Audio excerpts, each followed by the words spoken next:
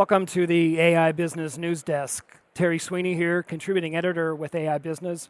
And joining me now is Daniella De Grande, President and Fractional COO of the Evolv Group. Daniella, thanks for joining us on the AI Business News Desk. Thank you for having me. We're talking about companies that fail to ask the what's the why question where AI is concerned, which is a timely topic, of course. Before we go there, though, I think some important context to help set up our conversation. You've talked about moves that SAP has been making for about the last 5 years that underscore a looming change management issue where AI is concerned. Let's start there just for some context around this issue. Sure. So SAP is just an example. A lot of these old legacy enterprise systems are following suit, right? But SAP is a fantastic example. A few years ago, they decided to announce that they were in favor of their S/4HANA, which is their cloud system, latest technology. They were going to sunset all legacy systems. And so in 2020, they extended, it was originally supposed to be 2025. For a sunset in 2020, they extended it to 2027. And they've since extended it to 2030 with a 2% fee if you need to stay on it. But December 31st, 2030, they're taking the hard stance that it's done and over with. It's gone. So if you stay on that system after, you're going to have your own team of maintenance people, right? So they're really pushing people to move to the cloud and to their new system. And a lot of companies, when they first announced it, were overwhelmed by the idea because they're huge ERP systems sitting in their enterprise, controlling operational finances, the bread and butter of the business, essentially, right? Holding it together. And so people started scrambling, and business were focusing on modernizing the legacy technology, and there were programs and projects that were created and endeavors made. And then when the announcement came through and AI was born, or continuing to develop, and the announcement came through that SAP was going to extend into 27, 2030, people started to shift the budget. They started to shift the budgets from ERP transformation, modernization is really what we call it, and move that money and those efforts into innovation and AI. And in that space, what happens is while you're trying to innovate, and most of these businesses are doing a beautiful job, I really have to say, right? That there are some instances where they are investing in AI, and AI is getting caught in that loop of forever pilot. And then there are some businesses that are extending that forward. And so you asked, what's the why, right? And that why, if you can answer that why, the businesses that I've seen that have been able to answer, why are we doing this? Why are we engaging with this specific AI functionality, this process, whatever it is, creating this bot, this agent? Why are we doing it? If there is correct business reason, it helps them to stay focused and to get that done. And then those processes that they build enable them to go further into systems and into ERPs, right? So as we shift from AI and enterprise, we shift money and budget from legacy systems, legacy technology into innovation.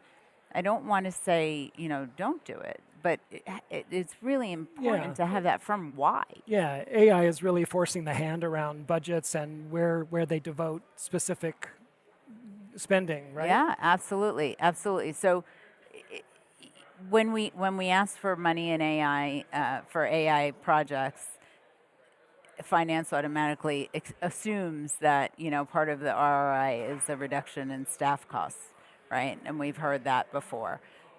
The reality is that it's not necessarily a reduction; it's a shift. Right, and it should be a positive shift. It should be a positive shift to create new revenue channels or whatever that case is. It's about having that innovation, but not pulling away from the legacy stuff that exists. So there's the budget issue, but there's also a technology issue here. I mean, you mentioned that this doesn't affect just SAP, but all the CRM, ERP, database workhorses that are Anything underpinning legacy, of IT. anything legacy. The truth of the matter is, even if a legacy system was never going away, even if it was never going away and it was going to go this way, if you don't implement proper protocols around AI, what you end up with is with a lot of ghost processes, ghost prompts, ghost technologies, ghost reports, all kinds of things that are created for good reason, right? They're created for velocity, go to market, whatever it is, and they're serving a purpose. But because they fall outside of the governance, because Right. they're not in a database of record, what happens is you continue to muddy the data in that single database of record, right? The SAP example Right. again. That if you're pulling data out of SAP and you're using AI to massage that data, create reports or whatever it is, presentations, board reviews for asking for money, whatever it Sure. is, that all sits outside of that database of record. And if that data then gets manipulated and that baseline original data doesn't get updated or affected, now you have two sources of data, right? Right. And so it prevents you from, when 2027 and 2030 come, from modernizing quickly because your data is bad, and you have all of these systems, these ghost Right. agents, ghost reportings that sit outside. So we have a twofold issue here. We have integrating AI to these siloed systems. Then we have the issue of how do these now AI-equipped systems then integrate with the IT whole? A lot of stranded investment. You need a bridge. A lot of inefficiencies. Yeah, and it's exactly that. It's about creating that bridge. Where are these? But that's where the why comes in. Why are we doing it, and identifying it and being really real and raw with, we're going to move this money here and we know we're starving this piece.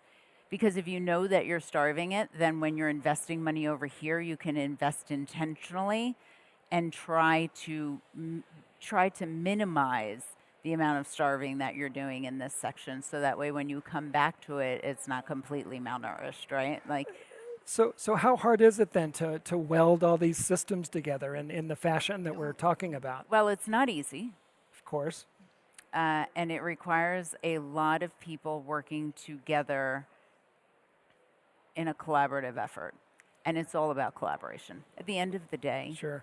this is all about collaboration. It is collaboration amongst the leaders of the different organizations.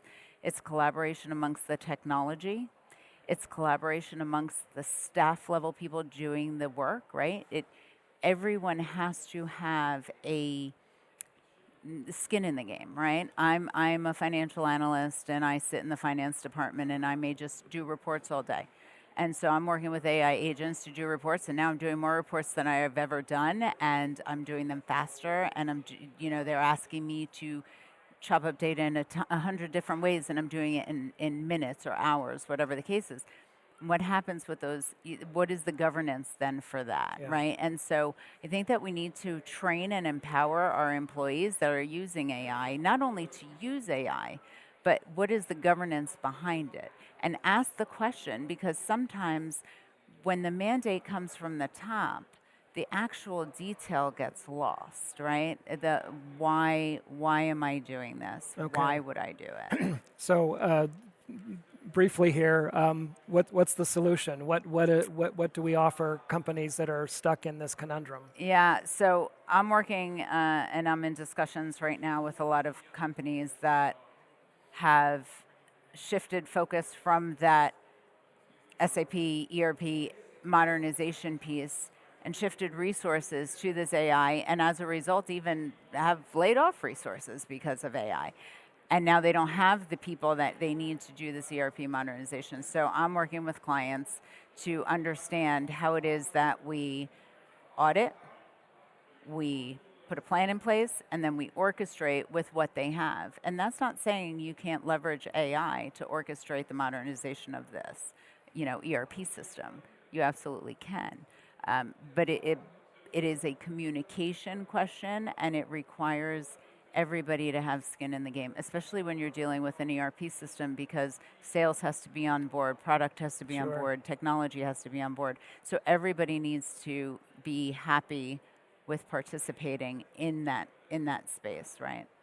Well, a fascinating integration issue to be continued for sure, Yes, right? for sure. All It right. is going to be probably the integration topic of 2026. Indeed. All right. Well, Daniella De Grande, thank you so much for joining Thank us on you. the news desk today. Thank you very much. Appreciate it. Pleasure being here. We've been talking with Daniella De Grande of Evolv IT Group. This has been Terry Sweeney for AI Business News Desk. Thanks for joining us for this segment. We'll see you next time.